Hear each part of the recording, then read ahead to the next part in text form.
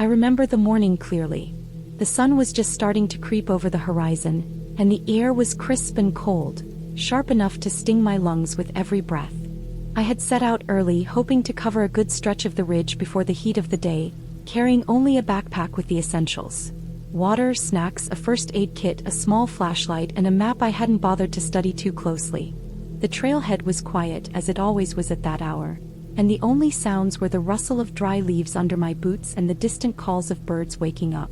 The first part of the hike was easy. The path wound through a thin forest, sunlight filtering through the tall pines and casting long shadows across the dirt trail. I had hiked this trail before, though not for months, and it felt familiar in the way only well-worn paths do. I moved at a steady pace, listening to the crunch of my own footsteps, feeling the rise and fall of the trail beneath me. There were a few deer tracks in the mud, a rabbit darting through the brush, and nothing else. Just the silence and the wind in the branches. About 2 hours in, the trail narrowed and the forest thickened. The trees were older here, their trunks wide and gnarled, roots twisting across the path like skeletal fingers. It was beautiful, but it had an eerie quality that made me slow down. I glanced at my map and realized I had passed the last trail marker I remembered, but I shrugged it off. I was confident in my sense of direction. The first real sign of trouble came when I noticed the smell. It was faint at first, something sour, earthy, almost like rotting leaves, but stronger than anything natural I would expect. I stopped and looked around, my heart picking up. There was no wind to carry it from another direction, just the smell clinging to the damp earth beneath the trees. I shook my head and kept walking, trying to convince myself it was just decaying foliage. Then the trail split. According to my map, one path should have led to a small ridge overlook, the other back toward the valley. I hesitated, trying to remember which way I had intended to go. I chose the left path, thinking I was heading up toward the ridge. It started well enough. The incline was gentle, and the forest seemed to lighten as the canopy opened slightly. After 20 minutes, I realized something was off. The trail was getting narrower and more overgrown. Brambles scratched at my legs, and the undergrowth was dense enough that I had to step carefully to avoid twisting an ankle. I stopped and checked the map again. I was supposed to be on a cleared trail. This felt wrong. The path didn't look like it had been maintained in years. The thought of turning back made me uneasy. Retracing my steps through thick brush is always worse than pushing forward. Then I heard a snapping sound like a branch breaking under weight. My heart jumped. I froze, straining my ears. Nothing. I told myself it was just a falling branch. But then it came again, closer this time. Thep, thep. The hairs on my neck stood up. My first thought was another hiker, someone else on the trail. But that part of the ridge was rarely visited, especially this early. I started walking faster, trying to put some distance between myself and whatever was behind me. My boots sank into soft soil, wet from last night's rain. Every so often I would hear another snap, always just behind me, but I refused to turn around. The forest seemed to close in. The sunlight filtering through the trees dimmed as clouds passed overhead, and shadows stretched long across the trail. Then I saw it, a flash of movement out of the corner of my eye. Something large, dark, moving between the trees. I didn't stop to look directly. Panic started to creep in. I had my phone, but the signal was non-existent, as expected in this part of the ridge. I realized I had underestimated how isolated I really was. I was alone, unprepared for whatever was out here, and I had no way to call for help. The trail started to descend sharply. I had to be careful with every step. One misstep could mean rolling down the slope. I clutched my backpack straps, digging my heels into the ground to maintain balance. That's when I noticed something else. The ground was disturbed. Footprints, large, deep impressions in the mud, not like any animal I knew. They weren't human either. But they were definitely there, tracking the trail. My heart pounded so hard I could feel it in my ears. I forced myself to keep moving, trying to think logically. I needed to get off this ridge before nightfall. I glanced at the time. I still had a few hours, but that could change quickly if I got lost. My hands were shaking, sweat mixing with dirt as I pushed through the brush. Then I stumbled into a small clearing. My eyes scanned quickly. There were old remnants of a campsite, rusted cans, a torn tarp, and what looked like a makeshift fire pit. Everything was rotting, decayed over months, maybe years. But that wasn't what froze me in place. There, pressed into the soil around the fire pit, were more tracks. Larger, deeper, encircling the site like something had been pacing. My stomach churned. Whatever had made these tracks, it was still around. I took a deep breath and kept moving, following a faint path that seemed to lead downward. My leg caught on a root and I fell forward, scraping my hands and knees. Pain shot through me, but I couldn't stop. Another branch broke. I didn't dare look back anymore. My only thought was to keep moving and find a way out. Hours passed, or maybe minutes, it was impossible to tell. The forest finally thinned and I saw the edge of a valley ahead. Relief washed over me, but it was short-lived. The slope leading down was steep and covered in loose rocks. Every step required careful balance. I slid a few times, catching myself on small trees and shrubs. My legs ached, my palms were raw, and my pack felt like 100 pounds.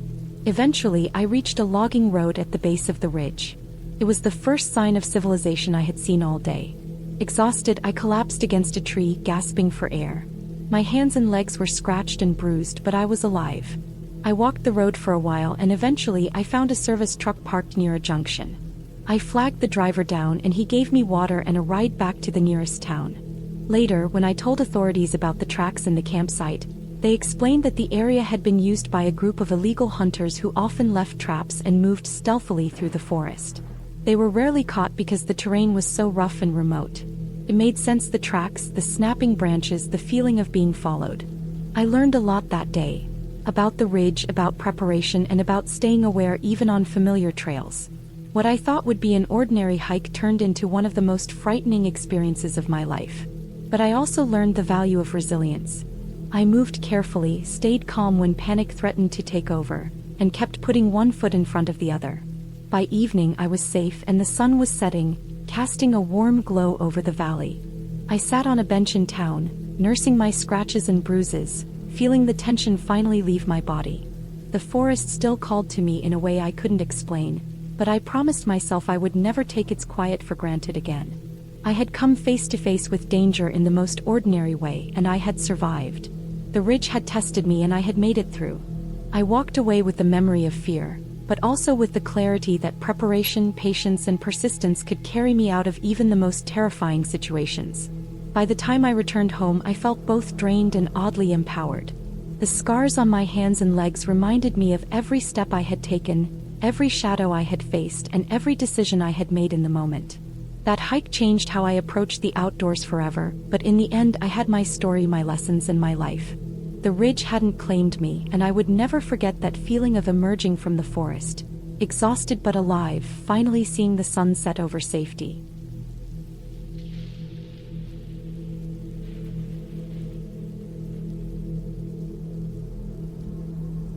I set out early that morning, just after the sun started cutting through the thin mist that lingered over the valley. The air was sharp, cold against my skin, and smelled faintly of wet earth and pine. I had been planning this hike for weeks, choosing a remote trail that twisted up the side of a ridge far from any road or human settlement. I wanted silence, isolation, the kind of solitude that makes your own thoughts feel amplified, almost deafening. I wasn't expecting fear, not in the way it would grip me later. The trail started narrow and muddy, cutting between thick clusters of trees whose branches arched overhead to form a rough canopy. The early sunlight made the dew glisten like tiny stars, and at first the walk felt serene. Birds called occasionally from somewhere high above, and the soft rustle of squirrels moving through the underbrush echoed faintly. I kept my pace steady, boots squishing in the mud, feeling the burn in my calves as I ascended gradually. My backpack was heavy with water, a few sandwiches, and basic supplies, but it was manageable. The thought that I might be alone up here didn't bother me yet. In fact, it was comforting. A few hours in, the trail became steeper and the trees thinned out, giving glimpses of the ridge below. The air grew colder, sharper, and I could see my breath in short puffs as I exhaled. I paused to take a drink, looking out at the valley far below. Everything seemed quiet, almost too quiet. There were no planes, no distant cars, nothing except the wind whispering through the pines. I should have taken it as a warning. By midday, I had reached a section of the trail that was far rougher. Rocks jutted out at odd angles, some loose underfoot, others sharp enough to cut a boot if I slipped. I was careful, picking my steps, trying to avoid twisting an ankle. But then, as I rounded a bend, the trail ahead narrowed dramatically, squeezed between two steep rock faces. The ground dropped off sharply to my left, jagged stones visible far below. A sudden gust of wind swept through the gap, chilling me to the bone. I gripped my hiking poles tighter, my heartbeat quickening, but I told myself it was just the cold and the exertion. I kept moving step by step until I heard a sudden snapping crack behind me. My heart jumped into my throat. At first, I froze, listening, trying to rationalize it. Maybe a branch, maybe a rock rolling down somewhere further up. But then I heard it again, and this time it was closer. Something heavy like footsteps. Not like the light scurry of animals I had heard before. These were deliberate, slow, heavy. The kind of sound that suggests a large weight moving over uneven terrain. I stopped, my body rigid, and listened, straining in the eerie quiet. The sound didn't repeat immediately. Maybe it was nothing, I told myself. Maybe my imagination was turning ordinary noises into danger. Still, a tight knot of anxiety had formed in my stomach. I considered turning around, but the thought of retracing my steps over the steep, rocky path made me hesitate. I decided to keep moving, faster now, my breathing uneven, my palms slick against the poles. As I pushed forward, the trail curved around a large boulder and I froze. A figure, hunched and moving slowly, was just at the edge of my vision. For a fraction of a second, my mind wanted to dismiss it as a trick of light or shadow. But then it moved again, deliberate and slow, and I realized it wasn't a trick. Someone or something was on the trail behind me. I couldn't see a face, but the outline of a human shape was unmistakable. Panic surged. My brain screamed at me to run, but running here was dangerous. One misstep could send me tumbling down the slope. I took a deep breath, trying to calm myself, and decided I needed to find somewhere safe to assess the situation. I scanned the trail ahead and spotted a narrow ledge off the main path, barely wide enough to stand, but elevated slightly above the trail. I could get there and at least have a vantage point. Carefully, I edged toward the ledge, boots scraping against loose rocks. My hands were trembling so badly that my poles slipped twice, narrowly preventing me from falling. Once I reached the ledge, I crouched low, trying to make myself small. I could hear the footsteps now, moving steadily, following the curve of the trail below. Whoever it was, they weren't in a hurry. That made it worse. The patient, calm presence of something potentially dangerous is always scarier than the frantic. Time stretched. I don't know how long I stayed there, frozen, barely daring to breathe. The footsteps continued down the trail for a while, then seemed to pause. My stomach twisted. Then, without warning, I heard a low, muffled shout, or maybe it was a shout muffled by the wind. It was impossible to tell. The sound startled a flock of birds somewhere below, and their frantic wing beats made me jump. I realized I couldn't stay there forever. The trail ahead was exposed, but it was my only option to get to safety.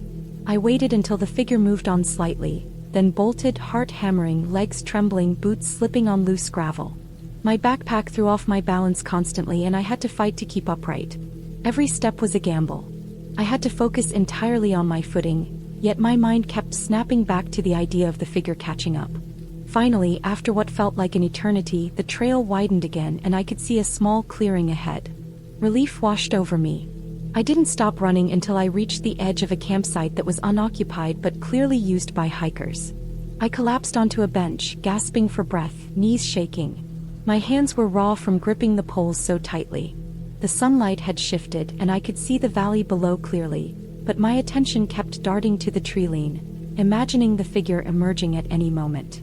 I stayed there for a long while, trying to calm my breathing and make sense of what had just happened. Eventually, I realized the figure had not followed me into the clearing. Whoever or whatever it was, it had stayed on the trail, either too cautious to come further or satisfied with whatever it had been doing. My rational mind told me it was probably another hiker or maybe someone looking for trouble. But the thought didn't ease the fear that clung to my chest. After a slow, careful descent, I finally reached the lower trailhead and the safety of the road. A passing car drove by and I waved them down, grateful for the sight of other humans after hours of isolation. I told myself I was okay now, that the danger had passed. My legs were sore, my muscles trembling from adrenaline, but I was alive. I realized I had underestimated the wilderness, not in terms of wildlife, weather, or terrain, but in terms of human unpredictability. Back at home, I unpacked my gear, cleaned my boots, and poured a long drink of water.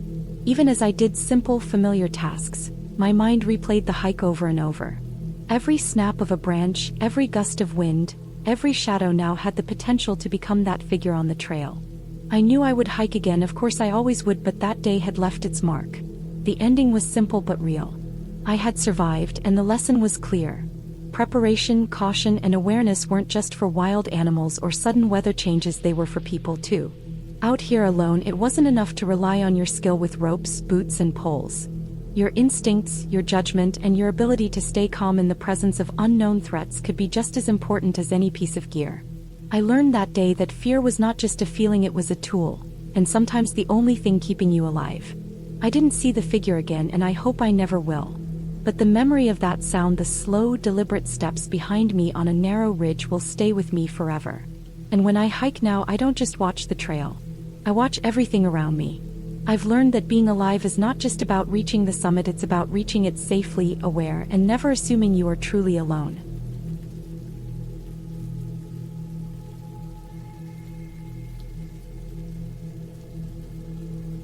I woke up early that morning with the kind of restless energy that only comes when you've been staring at a map for days, planning a hike that feels bigger than yourself. The sky was still gray with dawn, the kind of gray that presses down on everything, making the world feel heavier than it is. I packed my backpack carefully, checking and double-checking my gear.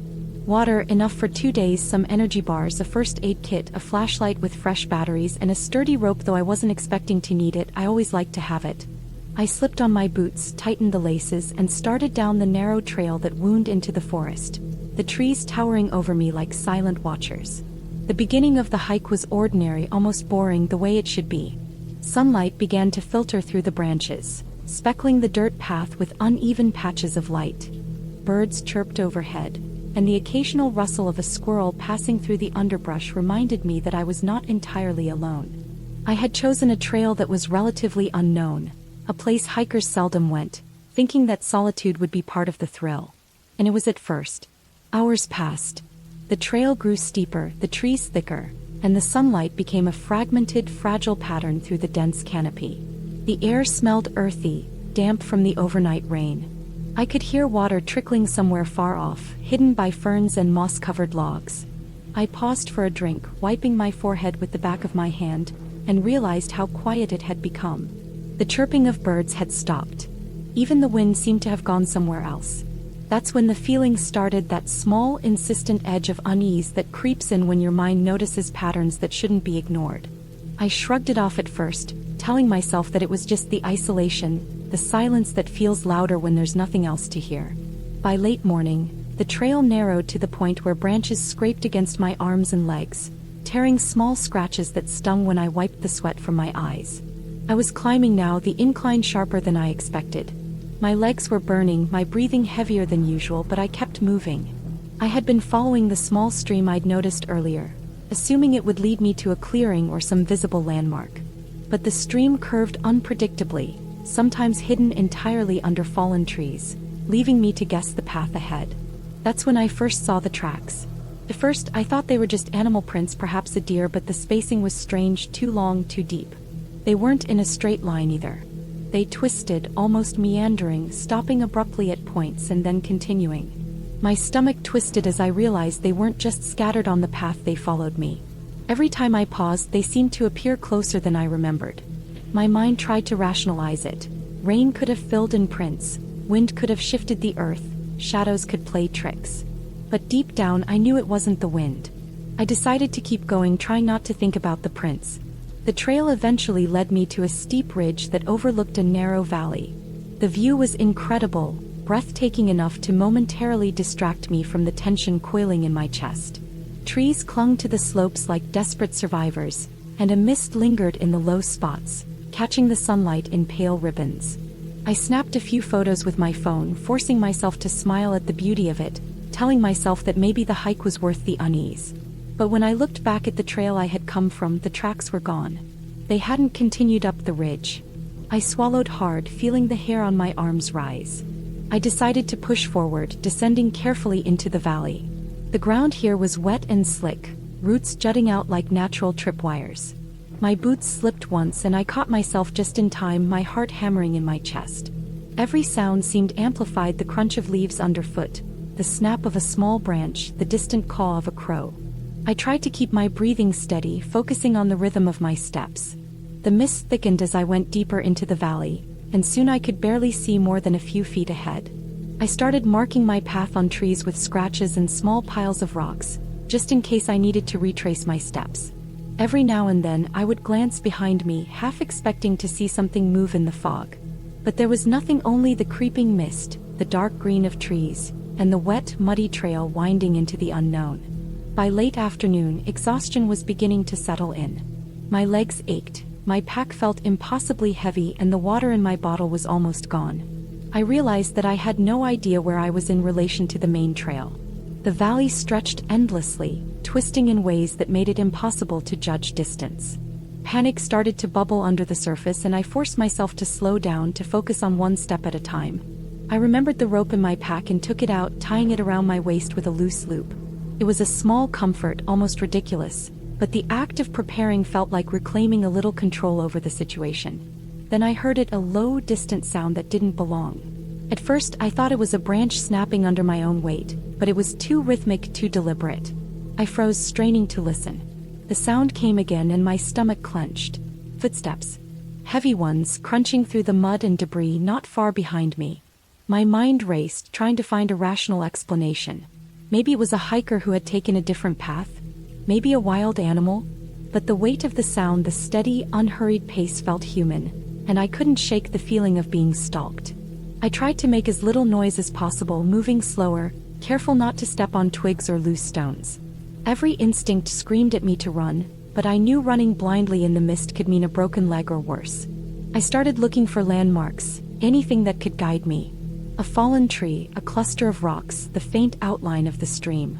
I backtracked slowly, making sure I didn't completely lose my bearings. The footsteps stopped for a moment, then resumed, closer. My heart pounded. Sweat ran down my face, stinging my eyes. My legs shook, but I kept moving, forcing myself to stay calm. I didn't know who or what was following me, and I couldn't risk showing fear. Hours passed, or maybe it was minutes.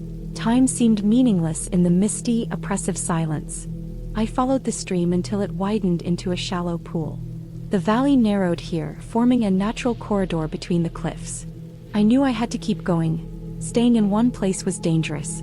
My feet were soaked, my boots caked with mud. Then I saw it, a small trail marker partially obscured by moss. Relief flooded me. I had found the trail back. I could follow it to safety. I started walking faster, careful not to slip, and the footsteps behind me stopped abruptly. I didn't dare look back, only focused on putting one foot in front of the other, letting the rhythm guide me. By the time I emerged from the valley, the sun was low in the sky, casting long shadows across the forest floor. The main trail appeared well-worn and familiar. My legs were trembling from exhaustion, but the sight of other hikers in the distance, laughing and unaware of the terror I had endured, filled me with a strange sense of relief. I made it back to the parking lot just as the last rays of sunlight disappeared. My phone had no signal the entire time, and I hadn't dared to call anyone. The world felt normal again, almost painfully so, and yet the memory of those tracks, the mist, and the footsteps followed me like a shadow. That night, I lay in my bed, boots still caked in mud beside me, replaying every step of the hike. I told myself it had been a close call, but I had made it out. No one had seen me, no one had hurt me, and I had navigated the danger with nothing but my wits, careful observation, and calm under pressure.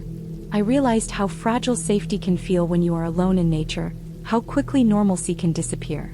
But I also realized the power of preparation and awareness, the tools, the rope, the careful marking of my path, all of it had saved me. I slept fitfully, knowing that the forest would still be there tomorrow, waiting with the same quiet menace, but also knowing that I had learned something crucial: respect for the unknown and trust in my own ability to face it. The hike remained vivid in my mind for weeks, a mix of fear and awe. I kept thinking about those tracks and the footsteps, wondering what or who had been there following me and whether I would ever see them again. But the relief of having emerged unscathed, the clear path back to safety, and the lesson etched deep into my memory made the experience feel like a hard-earned victory, not just a brush with danger. I had survived, fully aware, fully alert, and fully alive.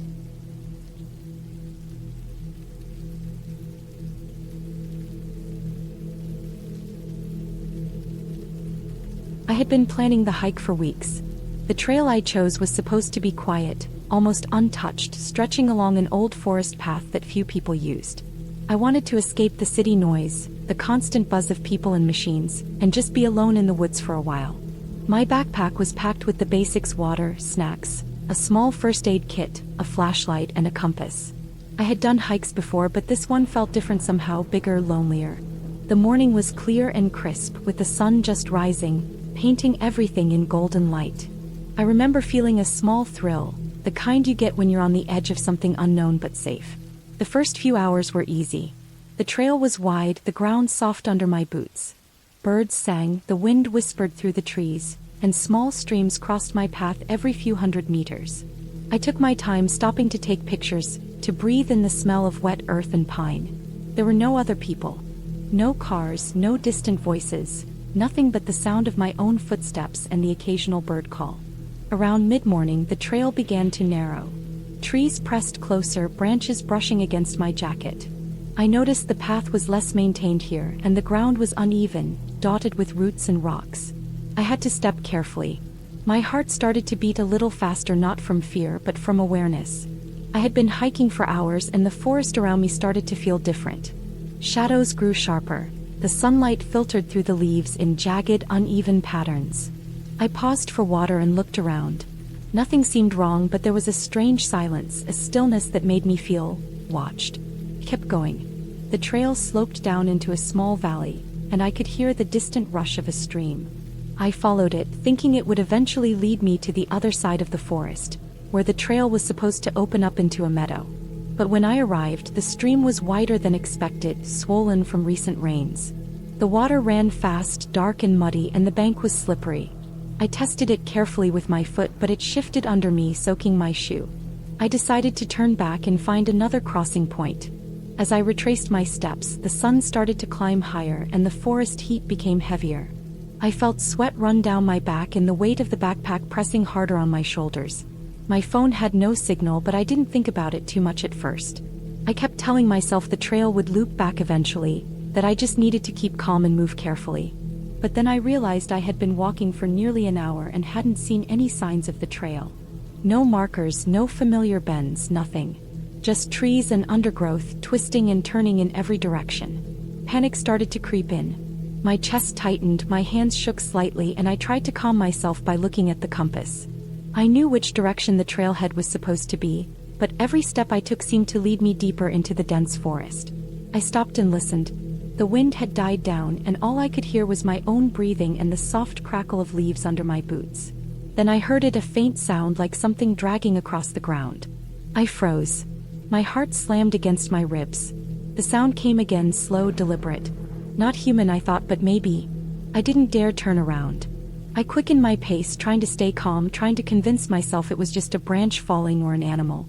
I walked for what felt like an eternity. The forest seemed to close in, the trees growing taller and thicker, their trunks dark and slick with moisture. My legs were starting to cramp, my water was almost gone, and the sun was past its peak, casting long, heavy shadows.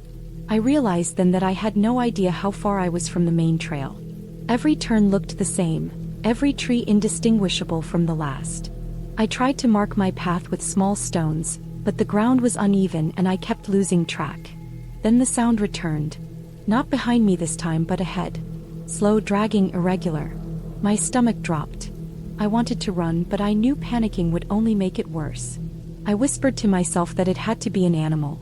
Deer maybe, or a fallen branch. But the sound grew louder and my gut told me I was wrong. There was something unusual in the rhythm, almost like deliberate steps. I found a large tree and decided to hide behind it. My heart pounded so hard I thought it might burst. I held my breath, straining to see through the thick undergrowth. Nothing appeared at first, just shadows moving. And then I saw it, a man, hunched and moving slowly. He wasn't looking at me, but there was something wrong in his movements, stiff, uneven. His clothes were torn and dirty, and his skin was pale in patches. I didn't wait to figure out why he was there. I slipped quietly to the side, trying to retrace my steps. I made a mistake. My foot caught a root and I fell hard, scraping my knees and hands. The sound of my fall echoed in the forest, and I heard the man stop. My breath caught in my throat. He wasn't running, not even chasing, but I knew I couldn't stay. I scrambled up, ignoring the pain, and ran blindly through the undergrowth. Branches tore at my clothes, thorns scratched my arms, but I didn't stop. My mind was a mess of fear, adrenaline, and pain. Eventually, I stumbled into a small clearing. I could see the sky above, sunlight breaking through in golden shafts. Relief washed over me, but I didn't stop moving. I followed a narrow path along the edge of the clearing, hoping it would lead me out. My shoes were soaked, my legs ached, and I could feel my energy draining, but the fear kept me going. Finally, after what felt like hours but was probably only 30 minutes, I saw a worn wooden bridge crossing a stream. I recognized it immediately from the map. My heart leapt with relief. I carefully crossed, testing each plank before putting my full weight down. The other side opened into a broader path, the real trail I had been trying to find for hours. My pace slowed, tears streaming down my face, but a smile of relief formed. I was back. I kept walking until I reached a clearing where I could see the parking lot and the trailhead. Other hikers were there, chatting, laughing, completely unaware of the fear I had just lived through. I collapsed onto a bench, my body shaking, my mind still reeling. I checked my watch. It had been 6 hours since I started feeling lost. 6 hours of fear, exhaustion, and isolation. I didn't see the man again, and I never reported him. I don't know who he was or what he was doing in that forest, but the experience changed me. I realized that even familiar places could become dangerous, that nature is unpredictable, and that fear isn't always about what you see, it's about the unknown. After resting, I slowly hiked back to my car. The sun was low, golden, casting long shadows across the trail. My clothes were torn, my shoes muddy, my body sore, but I felt a strange sense of accomplishment. I had survived, and more importantly, I had learned to respect the forest in a way I never had before. By the time I drove away, the trees behind me were dark silhouettes against the evening sky. I looked in the rearview mirror one last time, and for a moment I thought I saw movement, a figure disappearing into the shadows. But I didn't panic. I had my life, my sense of calm returning, and a story that would haunt me for a long time but also teach me something important. Preparation, awareness, and respect for the wilderness are more than words, they are survival. That night, I cleaned my gear, treated my scrapes, and went to bed exhausted.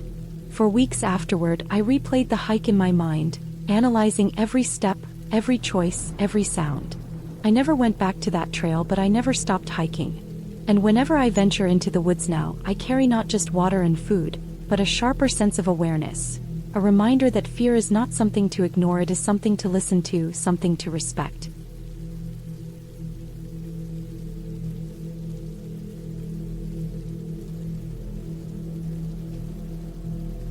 I remember the morning of that hike like it was carved into my memory, every detail sharper than anything else I'd ever experienced. I had set out early, before sunrise, carrying a heavy pack that weighed me down but held everything I could possibly need. Water, extra food, a first aid kit, a flashlight, a map, and a compass, although I wasn't entirely confident I knew how to read it properly. The trail I had chosen was supposedly well-trodden, but I'd read enough online reviews to know that well-trodden in the mountains meant nothing once you got past the first mile. The air was crisp and sharp, carrying the scent of wet pine and cold earth.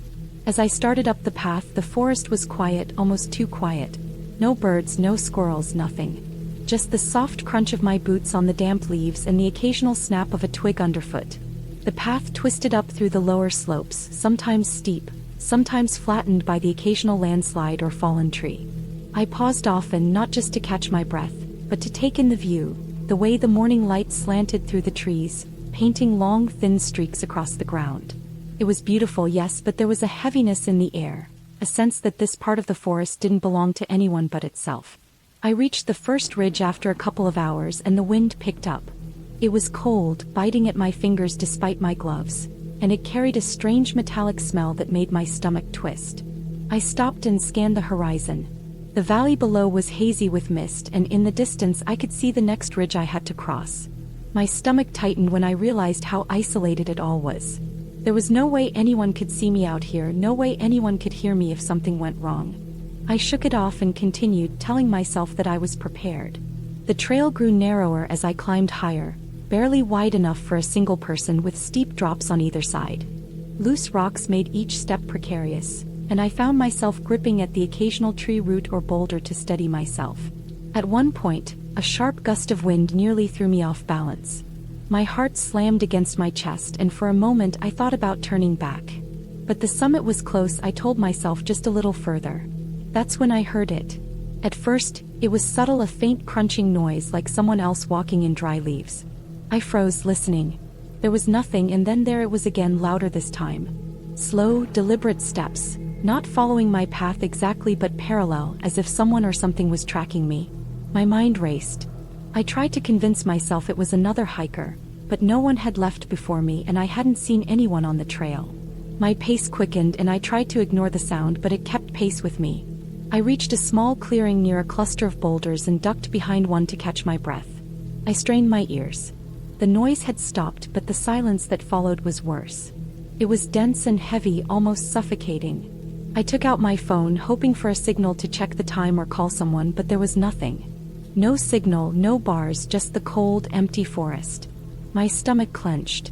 I wasn't lost, I had a map, but the map was useless if I couldn't see the trail markers or make sense of the terrain in this thick mist that was starting to roll in. I decided to push on, forcing myself to focus on each step rather than the sense of being watched.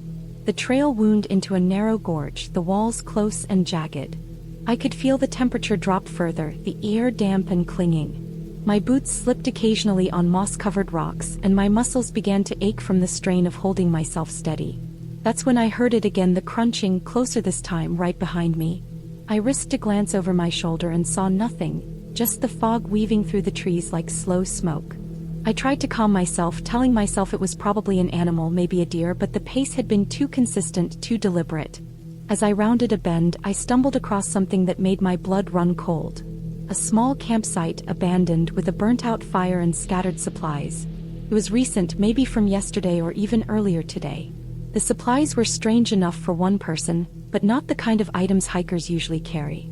There were small bundles of food wrapped tightly, a water bottle half full, and a few tools I didn't recognize. I felt a shiver run down my spine. Someone had been here, someone who had followed this trail and might still be close. I kept my voice inside, silent, and edged past the campsite, keeping to the shadows of the trees. The mist was thick now, obscuring everything beyond a few feet. My pace slowed.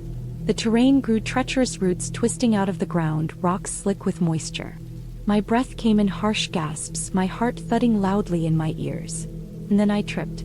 My knee slammed against a sharp rock and pain shot up my leg. I cursed under my breath, trying to regain balance. But as I struggled to stand, the crunching sound returned, unmistakable and only a few meters away. I froze, gripping my pack straps tightly. The fog made it impossible to see who or what was behind me. I knew I had to move. Staying in one place would be worse. I forced myself to limp forward, one careful step at a time, gripping the jagged rocks for support. My legs were screaming, but I kept going. After what felt like hours, I spotted a faint outline of a ridge in the fog, a place where the trail seemed to level. My heart leapt. I remembered from my map that beyond this ridge, the path descended toward the main trail and eventually to the parking lot. Safety. I pushed myself harder, ignoring the throbbing in my knee, ignoring the ache in my shoulders from the heavy pack. And then suddenly the fog began to lift. The first rays of late morning sun pierced through the trees, scattering the mist like smoke. I stumbled onto the higher ridge and saw it, the trail below winding through the forest and leading out. Relief flooded me and tears stung my eyes. I wasn't being followed anymore. The forest seemed to sigh, the wind light and warm on my face, carrying the familiar smell of pine and damp soil. I made it down slowly, keeping to the lower trail, stepping carefully over roots and rocks, until I saw the parking lot in the distance. Cars, people, the sound of engines and laughter, it all felt unreal after the hours of isolation and tension. I kept walking, each step lighter than the last, until finally I reached my car. I collapsed into the seat, exhausted, bruised, and soaked in sweat and mist, but safe. That hike changed me. I learned how quickly nature could turn from beautiful to threatening, how small mistakes or missteps could feel catastrophic in isolation. I kept my gear better after that, planned more carefully, and never ignored the subtle warnings, the crunch of footsteps, the cold metallic air, the silence that felt heavy and alive. And I never underestimated the forest again. Not because it was haunted, not because of ghosts, but because it didn't care. It was raw, indifferent, and powerful, and surviving it meant respecting every step, every sound, every moment. By the time I drove home, the sun was high in the sky, warm and golden. My body was sore, my knee swollen, but I felt an immense sense of relief and accomplishment. I had faced the fear, had moved through the tension and isolation, and had come out intact. That day reminded me that real fear doesn't need monsters, it comes from the unknown, the isolation, and the unpredictable power of nature. And surviving it, emerging into safety, made the forest feel not just scary but alive, dangerous but strangely magnificent.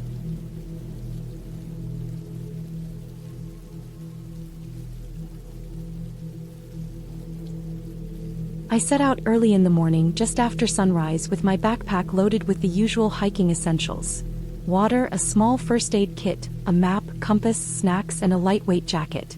The trail I chose was remote, winding deep into the forest, with steep inclines and narrow paths that were barely visible under the thick layer of fallen leaves. The air was crisp, and the scent of wet earth and pine needles filled my lungs. I had done a lot of solo hikes before, but this one felt different somehow. The forest was dense, and the sounds of civilization were already gone behind me. No cars, no people, just birds, the occasional rustle of small animals, and the whisper of the wind through the trees. At first, everything was normal. I was moving at a steady pace, enjoying the rhythm of my boots crunching over the trail and the occasional trickle of water from a small stream I had to cross. The trail was familiar on the map, but I had a habit of taking small detours to explore side paths, rocks, or clearings. One of these detours led me to a part of the forest that looked untouched, almost forgotten. The trees were older, their roots twisting across the ground like gnarled fingers, and the canopy above blocked most of the sunlight, leaving long patches of shadow. The air felt heavier here, damp and cold in a way that made the hairs on my arms stand up. I remember the first unsettling sign clearly.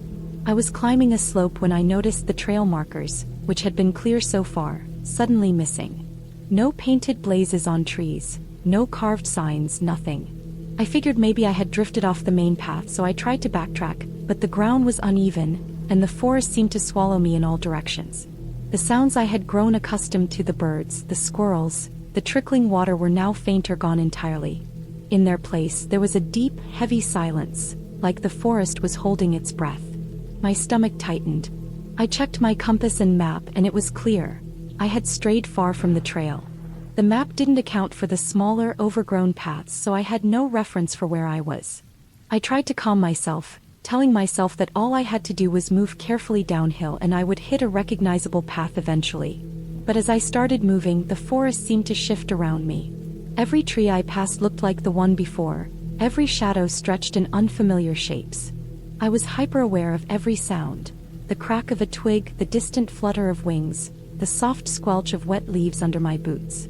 After an hour of careful navigation, I realized I was starting to panic. My water was running low, and the sun was moving higher, meaning that shadows would soon stretch and visibility would drop. I stopped on a small rise and took a deep breath. That's when I noticed it: tracks in the mud. Not human footprints exactly, but long, deep clawed impressions, like something large had walked through here recently. My pulse spiked. I told myself it could be a bear or some large deer, but the tracks were irregular, not like any deer I had seen before, and the spacing suggested something heavy, not light, on its feet. I decided to stay on higher ground and move slowly. Every now and then I would stop and scan the trees, trying to spot any movement. The forest was thick and I couldn't see more than a few meters in any direction, but every now and then, a rustle in the leaves made me freeze. My mind raced with possibilities, but I forced myself to focus on the next step, on maintaining a clear path. Hours passed. The forest grew darker under the dense canopy, and shadows stretched long across my path. I realized I hadn't heard a bird or any wildlife for a while. The silence was absolute now, broken only by the occasional creak of a branch or the sound of leaves under my feet. My legs were tired and my back ached from the backpack, but I didn't dare rest fully. The sense of being watched was intense, and every snap of a twig felt amplified. At one point, I stumbled upon a small clearing, and I took it as a chance to breathe. I set down my pack, drank some water, and scanned the area. There were broken branches and deep gouges on the bark of trees, signs that something large had been through here. My heart rate went up. I decided I needed to keep moving. I didn't know how far I had strayed or what direction would take me back to safety, but staying in one place felt far worse. I tried to orient myself using the sun, though the thick canopy made it tricky. After some trial and error, I started moving downhill, hoping that a valley or stream would lead me back toward a main trail. Every few minutes I stopped, listening, scanning, feeling the tension in my shoulders. Then I heard it, a deep, low growl from somewhere in the distance, followed by a snapping of branches closer to me. I froze. I didn't move for what felt like forever, straining to catch any other sound. The growl repeated, closer this time, and I realized I needed to find some cover, some higher ground or rocky outcrop where I could see any approaching danger. I found a small outcrop of rocks with a few scrubby trees around it. Climbing up carefully, I sat down behind a large boulder, trying to remain as quiet as possible. From my vantage point, I could see the forest floor below, and I noticed the tracks again, fresh and deep, circling near the clearing. My mind raced. The animal was large, possibly a bear, but something about the spacing and depth was unusual. I stayed there for what felt like hours, breathing slowly, waiting for any sign that it had moved on. Eventually, the rustling subsided. I realized that staying hidden was only part of the solution. I needed to find a real way out. I checked my map again, tried to locate a stream or trail that could lead me back, and decided to head toward what looked like a narrow riverbed on the map. I moved cautiously, keeping my eyes and ears open, and after a tense hour, I stumbled into a shallow creek. Water trickled over rocks, and I followed it, hoping streams would eventually lead to human activity. I was exhausted, cold, and dehydrated, but moving along the creek gave me a sense of direction and purpose. After another 2 hours, I finally heard the distant sound of cars on a road. My heart leapt. I pushed myself, navigating through the undergrowth, following the creek downhill. The forest slowly began to thin, sunlight breaking through in patches, and I could smell smoke from chimneys, hear the faint murmur of human voices. Finally, I emerged onto a narrow dirt road, where a hiker with a backpack was walking toward me. I flagged them down, trembling but relieved. They offered me water and called the local ranger station on their phone. When I finally got back to my car hours later, I sat for a long time, shaking, replaying every detail of the forest. The relief was overwhelming. I had been careful, prepared, and cautious, but even so, the wilderness had tested me in ways I hadn't expected. I realized that nature is indifferent to human presence, and it doesn't care if you're lost or afraid. That day, I had faced my own limits, and I had made it out because I stayed calm, observed carefully, and kept moving toward a solution, even when fear threatened to paralyze me. I still hike alone sometimes, but I never underestimate the forest again. I plan my routes meticulously, tell someone where I'm going, carry extra water, and always respect the power of the wilderness. That hike left a mark on me, not just a memory of fear, but a deep understanding of how fragile we are in nature, and how important it is to be prepared, aware, and persistent.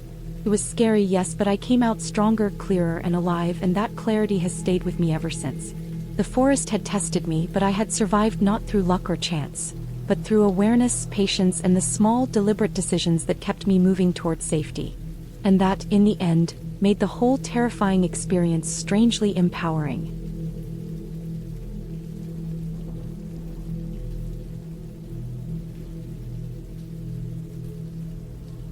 I had always liked hiking alone.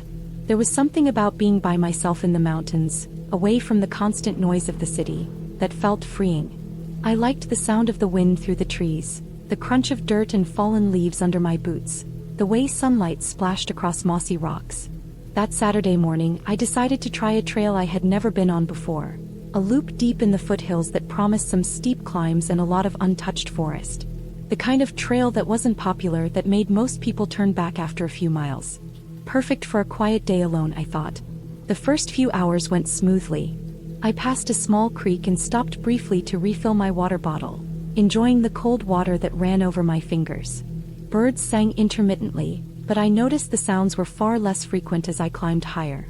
The trail got rougher, more overgrown, and the trees thickened so much that sunlight barely touched the ground. The silence became heavier. I told myself it was peaceful, but as I went further, I realized there was something almost unnerving about it. Every small noise seemed amplified. A twig snapping under my boot made me jump more than it should have. About 3 hours in, I reached a narrow ridge. On one side, the slope dropped sharply into a dense forest. On the other, a series of jagged rocks rose above me. I paused to catch my breath, leaning against a tree and taking in the view. The valley below was blanketed in a gray mist that made it impossible to see more than a few dozen feet down. Something about the mist made everything feel muffled and distant. It was beautiful but also slightly claustrophobic. I continued along the ridge. The trail became less obvious. Roots and rocks twisted across it, forcing me to watch every step carefully. I had my phone in my pocket and I kept checking the battery. It was only about 50%, which was fine, I thought. I didn't plan to be gone more than a few hours. Still, the thought of losing my way completely alone made my stomach tighten. I reached a point where the trail forked. There were no signs. One path appeared to go down into a thicker part of the forest. The other seemed to circle around the ridge. I hesitated. Normally, I would have turned back, but I had this stubborn desire to explore. I chose the path that went down. Immediately, the air felt cooler, damper, and the ground softer, almost sponge-like under my boots. Ferns and moss covered everything. I had to move carefully. After a few minutes, I realized the path was narrowing, disappearing almost entirely under fallen trees and thick brush. I pushed forward anyway. Then I heard it. A low, rhythmic noise like something large moving slowly through the underbrush. My first instinct was to freeze. I stood completely still, listening. The sound stopped.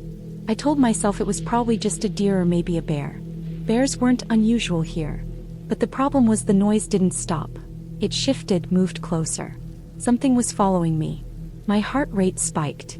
I tried to retrace my steps, but the path behind me was less defined than I remembered. I could see only a tangle of trees and shadows. Panic started to settle in. I remembered the small whistle in my pocket and blew it once loudly. The noise around me went silent again. No movement. But when I took a cautious step forward, the sound returned, faster this time, brushing against the edge of the trail. Something heavy was moving fast, but not sprinting, just keeping pace. I didn't want to look behind me. Every instinct screamed to run, but the terrain was rough, and a misstep could be fatal on this slope. I pressed forward, trying to focus on the ground and my breathing. The sun was sinking, casting long shadows through the trees. I estimated I had maybe an hour of daylight left. My pack felt heavier now, my legs tighter. Then I saw a fallen log blocking the trail ahead. I ducked under it carefully, and for a brief moment I thought I had lost whatever was following me. But then I stepped into a small clearing and the sound came again right behind me. There was a snapping noise, quick and sharp, like a branch breaking under weight. I couldn't risk standing there any longer. I ran. Not sprinting, but fast enough that I didn't stumble over roots. My lungs burned. My legs screamed. I kept my eyes on the faint light filtering through the trees, trying to remember the way back to the ridge. For a long stretch, I couldn't hear the footsteps anymore. Maybe I had lost it. Maybe it had been a deer or a bear after all. I kept moving, but I couldn't shake the feeling that something unseen was still tracking me. Eventually, I stumbled out of the thickest part of the forest and onto a narrow dirt trail. I recognized it was the main path that would take me back to the parking lot. Relief hit me like a wave. I slowed my pace, though not completely, still alert. As I followed the trail down, I noticed something odd. My water bottle, which I had set on a rock near the creek earlier, was missing. I hadn't realized I dropped it until now. But more unnerving than that was the impression on the ground next to where I had stepped off the path, a deep, wide print, bigger than a human boot. I froze. Its edges were clear, pressed firmly into the soft soil. Whoever or whatever had been following me had left this. I didn't wait to figure it out. I ran the rest of the way down, my legs numb but moving. By the time I reached my car, the sky was dark. I fumbled with my keys, heart hammering, and finally managed to unlock the door and throw myself inside. The door closed behind me, and for a long time I just sat there, breathing heavily, listening to the quiet hum of the engine. The fear didn't leave me immediately. I checked the mirrors, the parking lot, even the trees lining the edges, but everything was still. My mind raced, imagining what could have followed me. Later, at home, I replayed the trail in my head, trying to find a rational explanation. Maybe it was a bear, maybe it was something else. I didn't know. But I knew one thing. I would never hike that trail alone again. That night I went through my gear. My boots, my pack, my waterbottle. Everything was as I left it except the bottle. And then I realized I had left my GPS tracker on the table at home. If I had actually been lost, no one would have known where I was. The thought sent another shiver down my spine. But even with all that fear, I also felt a strange relief. I had made it out. I had pushed through the panic, through the uncertainty, and I had reached safety. The next day I returned to the trail, but only during a guided hike with other people. I wanted to see the area again, to put the fear behind me. The forest looked the same, peaceful even. The ridge, the creek, the dense underbrush. Nothing moved in the way it had the day before. I walked the trail slowly, carefully, taking in every detail. The fear was still there, a quiet hum under my skin, but it no longer had control. I could handle it. I never found out what exactly had followed me, and I don't think I ever will. But I learned something important about myself that day. The wilderness is beautiful, but it is also unpredictable. Respect is necessary. Awareness is essential. And even in the moments that scare me the most, I can rely on my own instincts, my own ability to survive. I still hike alone sometimes, but I always carry extra water, extra food, a full battery, and I always make sure someone knows exactly where I am. The fear never completely disappears, but the control does. And in the mountains, where silence can be heavy and shadows stretch long, knowing I can find my way, knowing I can handle it, makes all the difference. I can't say what followed me that day. Maybe it was a bear, maybe something else. But I can say I survived, and that's enough.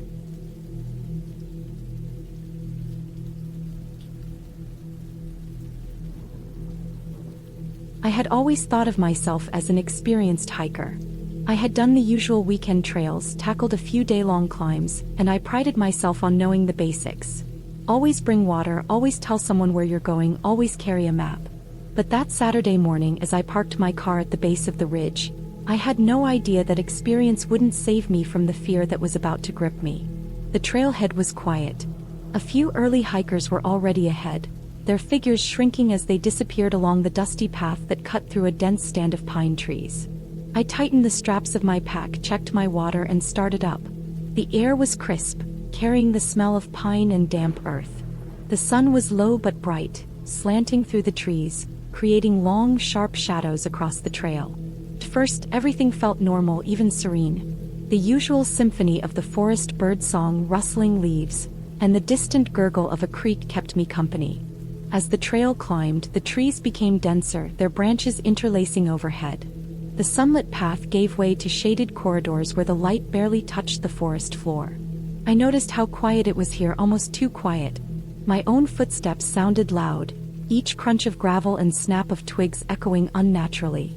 I told myself it was normal to feel isolated in dense forest, that my imagination was just playing tricks, but I couldn't shake the feeling that something was off. About 2 hours in, I reached a fork I hadn't seen on the map. One path continued gently uphill, the other veered sharply into a steep, rocky slope. I remembered reading that some trails were poorly marked, especially in this part of the ridge. I debated for a moment but decided the steeper path looked more like the route to the viewpoint I wanted. It was harder, narrower, and the loose rocks underfoot made my ankles scream with each step, but the challenge seemed worth it. After about 30 minutes of careful climbing, the forest thinned slightly, revealing jagged outcrops and sheer drops. The wind picked up, whistling through the rocks, making eerie sounds that could have been animals or something else. I paused to catch my breath, leaning on my trekking poles, and realized I had been on this section longer than I thought. The trail markers had stopped appearing, and the path forward was nothing more than faint impressions in the dirt and scattered stones. I knew I should turn back, but stubbornness or maybe pride pushed me forward. I told myself that with careful steps I could find the viewpoint, snap a few pictures, and return safely. The problem was, as I climbed higher, the rocks became slippery with dew, and the trail disappeared completely in some spots. I had to scramble over boulders, using every handhold I could find, each misstep threatening a fall. Then it happened. A sudden miscalculation. My foot slipped on a moss-covered rock. I fell sideways, my left hand smashing against another jagged stone. Pain shot up my arm and through my ribs. I tumbled a few more feet before landing in a shallow crevice. My pack had saved me from worse injury, but my shoulder and side were bruised and bleeding slightly. I took a moment to assess myself. No broken bones, thankfully, but I knew moving would be harder. As I started to climb back onto the path, or what I hoped was still the path, I realized something terrifying. The trail behind me didn't look familiar. Rocks I had passed on the way up seemed distant, almost as if I had somehow wandered off completely. My heart began to race. I pulled out my map and compass, but the dense canopy above distorted my sense of direction, and I couldn't find a landmark that matched the map. Every tree and rock seemed the same. Panic crept in. Hours passed. I tried retracing my steps, but every time I thought I was heading downhill, the terrain shifted. leading me deeper into the rocky wilderness. Shadows lengthened as the sun dipped behind the mountains, turning the forest into a dim, shadowy maze. My water supply was dwindling, my stomach growling with hunger, and the cold started seeping into my bones. I wrapped myself tightly in my jacket, shaking uncontrollably, and kept moving, hoping for a familiar sight. Night fell. Absolute darkness. I had no flashlight, only a small headlamp with fading batteries. The forest transformed. Every sound, the crack of a branch, the rustle of leaves, echoed ominously. My imagination, which I had dismissed all day, now ran wild. I started to hear things that weren't there. Footsteps that matched mine, whispers in the wind, the snapping of twigs that weren't under my own boots. Fear gripped me so hard it was like a weight pressing against my chest. I knew panicking would only make things worse, but every instinct screamed to run. Yet I had nowhere to go. I found a small overhang between rocks and decided to shelter there. I used my jacket and a spare shirt to make a crude bedding and tried to rest. Sleep didn't come. Every rustle and gust of wind kept me on edge. I tried to rationalize everything. No bears had attacked me yet, no evidence of dangerous animals nearby, and the forest was just dense, not haunted. Still, the fear lingered. I knew the real danger wasn't supernatural. It was me getting lost and running out of resources. At first light, I tried to navigate again. This time, I forced myself to slow down, observe the terrain, and use my compass methodically. I realized I had been climbing in circles the previous day, trapped in a small loop of rocky ridges. The realization hit me hard. I could have been wandering here for days if I hadn't stayed calm and focused.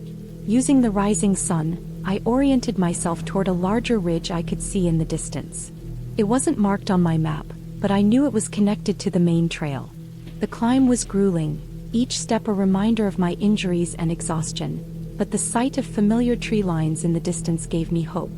Every slip and scrape along the way only strengthened my determination. Hours later, I finally stumbled onto a wider, flatter path that looked maintained. Relief flooded me, but I stayed alert. My legs were sore, my hands raw, and my water nearly gone, but I kept moving. Eventually, I came across the faint sound of a creek, then the unmistakable signs of human activity. Footprints, discarded wrappers, and a trail marker. My pace quickened. I had made it back to a part of the trail I knew.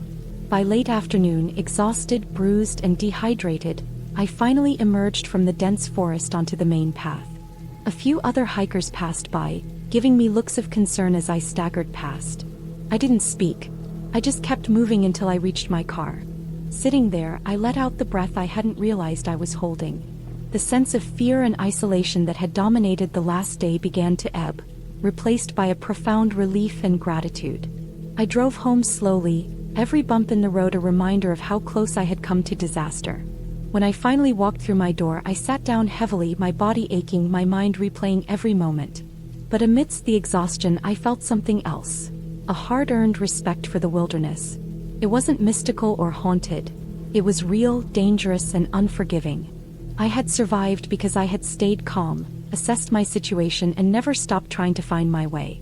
That day, I learned the forest's lesson. Fear is real, but preparation, patience, and persistence can get you through even the scariest, most isolating experiences.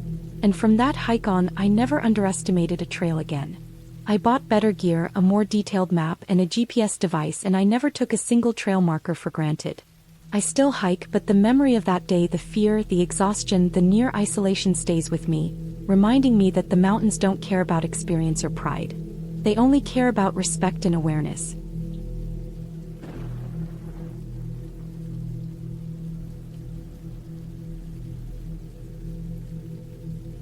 I had been planning this hike for months, studying maps, packing gear, and timing everything to get the perfect solo experience in the backcountry. The trail I chose was supposed to be lightly traveled, a hidden stretch of forested ridge that offered quiet views and isolation. I wanted the solitude, the chance to push myself and test my limits, but I didn't expect how fast the isolation could turn from comforting to terrifying. I started early, before the sun fully rose.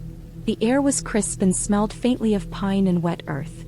My boots crunched over dry leaves, and my backpack, loaded with essentials, settled heavily on my shoulders. I followed the trail markers, at first yellow blazes nailed to trees, ribbons of orange tape tied around branches, and felt confident. The forest was quiet, save for birds chirping and the occasional snap of a twig underfoot. By mid-morning, I had climbed several hundred feet and reached a section where the trail narrowed sharply, bordered by steep drops on one side and thick underbrush on the other. The sun had climbed higher, filtering through the canopy in dappled patches. I paused to catch my breath and sip water. That's when I first noticed something unusual. The trail markers started to thin out. I'd passed a cluster of markers, then another, and suddenly the next half-mile of trail had none. Just the faint impression of a path in the dirt. I hesitated but kept moving, reasoning that markers were sometimes sparse in less traveled sections. My boots pressed into damp soil and I kept my eyes on the ground, watching for roots and rocks. The forest grew denser and shadows stretched long in the midday sun. Every sound seemed amplified: the rustle of leaves, the distant snap of a branch, but I convinced myself it was normal. About an hour later, I realized I hadn't seen anyone else, any hiker, for the entire morning. Usually, even in remote trails, you catch signs of other people: faded footprints, litter, or the sound of voices. Here there was nothing. The trail began to twist and double back on itself in ways that weren't on the map. At first, I thought it was just my unfamiliarity with the terrain, but then I noticed the underbrush on the side of the trail looked trampled. Not from animals like deer or raccoons, but from someone moving quickly, deliberately. A creeping sense of unease settled in my stomach. I checked my watch and realized I had been on the trail for 4 hours. The sun was beginning its slow descent, and I hadn't reached any of the landmarks I had anticipated. No ridge overlook, no clear stream, nothing. Panic started to creep in, but I forced myself to breathe slowly. I pulled out my map and compass, trying to reorient myself. My compass needle quivered for a second, then seemed fine. I was heading generally north as planned, but the terrain didn't match the contours I expected. By late afternoon, the forest grew thicker and the trail became less distinct. I was stepping over fallen logs, through thick ferns, and around dense clumps of moss-covered rock. Every step was slow and deliberate. One misstep could mean twisting an ankle or worse, and the thought of being alone and incapacitated was terrifying. The light was changing fast, the sun slipping lower and casting everything in a golden haze. Shadows grew long, and the forest, which had felt serene in the morning, now felt oppressive, like it was pressing in on me from all sides. Then I heard it. A soft crack from somewhere behind me, not close enough to identify but definitely not natural. I froze, holding my breath, trying to convince myself it was a falling branch or a deer. But then it happened again. And again. A rhythmic snapping, like someone deliberately stepping on branches. My stomach tightened. I didn't want to look back, but instinct forced me to glance over my shoulder. Nothing. The trees swayed gently in the breeze, but there was no one visible. Heart racing, I decided I couldn't stop. I moved faster, almost jogging over roots and rocks, trying to keep the trail in sight. The snapping noises persisted at irregular intervals, always behind me. I didn't dare call out. If it was another hiker, I didn't want to startle them, and if it wasn't, well, fear made my throat tight. My mind was spinning with possibilities, all of them bad. Night began to fall, faster than I expected. The forest transformed completely. The shadows thickened into black ribbons, and the sounds of the forest intensified: the buzz of insects, the whisper of the wind through the leaves, the distant cry of a bird I didn't recognize. I realized I didn't have much daylight left, and that meant I had to find shelter or a safe clearing before it became impossible to navigate. My phone's battery was at 20%, a reminder that I couldn't rely on it if things went wrong. I kept moving and stumbled into a small clearing, just large enough to pitch my emergency tarp and start a fire with the matches I always carried in a waterproof case. I worked quickly, piling dry leaves and small sticks into a makeshift fire ring, striking match after match until the flames caught. The warmth and light were immediately comforting, but I could still feel eyes, or at least the sense of being watched, pressing at the edges of the clearing. I forced myself to eat some trail mix and drink water, using the firelight to calm my nerves. Then I realized the snapping had stopped. Not suddenly, but gradually, fading into the normal sounds of the forest at night. I couldn't tell if that was a relief or a reason to be even more on edge. Sleep wasn't an option, not here, not like this. So I stayed awake, fire crackling, scanning the perimeter with a flashlight. I imagined every scenario: getting lost, encountering someone hostile, even falling into a ravine in the dark. Morning came slowly. I had barely slept, dozing only in short, tense bursts. When the first light touched the treetops, I packed up, doused the fire, and studied my map again. I realized that the section I had been on didn't exist as a marked trail. Somehow, I had veered far off my intended route. Relief and fear collided. I was alive, but I had no idea how long I had been wandering. I decided to follow a small stream I had seen near the clearing. Water always led somewhere, and streams often connected to main trails or roads. I kept moving cautiously, noting landmarks and mental markers, until after several hours of careful walking, the stream widened and I began to see signs of human presence. Discarded water bottles, a faint tire track on the muddy bank, and eventually a worn footpath leading out of the dense forest. By mid-afternoon, I emerged from the trees onto a service road that eventually connected to a highway. The sunlight felt blinding after the dim forest, and the sounds of traffic and distant voices made me dizzy with relief. I didn't stop until I found a ranger station and reported my experience, feeling shaken but alive. I learned later that the area I had wandered into was notorious for confusing trails and poorly marked offshoots. Hikers sometimes got lost for hours or even days, and few left detailed reports because they were too scared or too shaken to talk about it. I returned home exhausted, dirty, and deeply relieved. The experience stayed with me, not just the fear, but the clarity that preparation and calm thinking are the difference between panic and survival. I hadn't relied on luck. I had relied on observation, on maps, on common sense, and on staying awake to my surroundings. That hike, terrifying as it was, taught me something fundamental. The forest can be unforgiving, but if you respect it and stay alert, you can always find a way out.